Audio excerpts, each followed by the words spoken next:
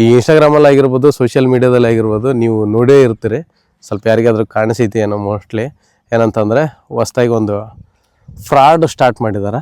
ಯಾವ ಥರ ಅಂತಂದರೆ, ಪ್ರೆಗ್ನೆಂಟ್ ಮಾಡಿರಿ 25 ಲಕ್ಷ ರೂಪಾಯಿ ಹೊತ್ಕೊಂಡು ಹೋಗ್ರಿ ಅಂತಂದೇಳಿ.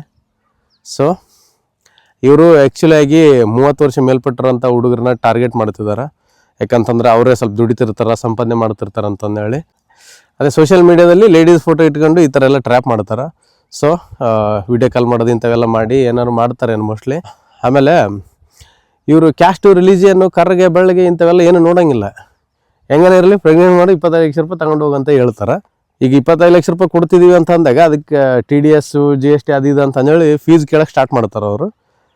ಕೆಲವೊಬ್ಬರಿಗೆ ಅರಿವಾಗಿದ ತಕ್ಷಣ, ನಾವೇನೋ ಇದು ಫ್ರಾಡ್ ಅಂತ ಗೊತ್ತಾಗಿದ ತಕ್ಷಣ ಅಲ್ಲಿಗೆ ಕಟ್ ಮಾಡ್ತಾರೆ. ಬಟ್ ಇನ್ನೂ ಕೆಲವೊಬ್ಬರು ಇರ್ತಾರಲ್ಲ, ಎಷ್ಟು ವರ್ಷಗಳಿಂದ ಎದೆಯಲ್ಲಿ ಬೆಂಕಿಯನ್ನು ಇಟ್ಟುಕೊಂಡು ಏನು ಮಾಡದೆ ಆರಿಸಿಕೊಳ್ಳುವುದು ಅಂತಂದೇಳಿ ಕುಂತಿರ್ತಾರಲ್ಲ, ಅಂಥವ್ರು ಮುಂದುವರೆದಂಥ ವ್ಯಕ್ತಿ, ಕಾಂಟ್ರಾಕ್ಟರ್ ಒಬ್ಬ ವ್ಯಕ್ತಿ ಏನು ಮಾಡಿದಾನ, ಅವ್ರು ಕೇಳಿದಾಗೆಲ್ಲ ಫೀಸ್ ಕೊಟ್ಕಂತ ಆಮೇಲೆ ಅಷ್ಟೇ ಲೆಕ್ಕ ಮಾಡಿದರೆ 11 ಲಕ್ಷ ಕೊಟ್ಟಿದ್ದಾನೆ ಅಷ್ಟು ಟೋಟಲ್ ಆಗಿ. ಅದನ್ನು ತಗೊಂಡೋಗಿ ಪೊಲೀಸ್ ಸ್ಟೇಷನ್ಗೆ ಕಂಪ್ಲೇಂಟ್ ಕೊಟ್ಟಾಗ, ನಮಗೂ ಇದೇ ಥರನೇ ಫ್ರಾಡ್ ಆಗೈತೆ ಅಂತಂದೇಳಿ ತುಂಬ ಜನ ಬಂದು ಕಂಪ್ಲೇಂಟ್ ಕೊಡ್ತಿದಾರಂತ.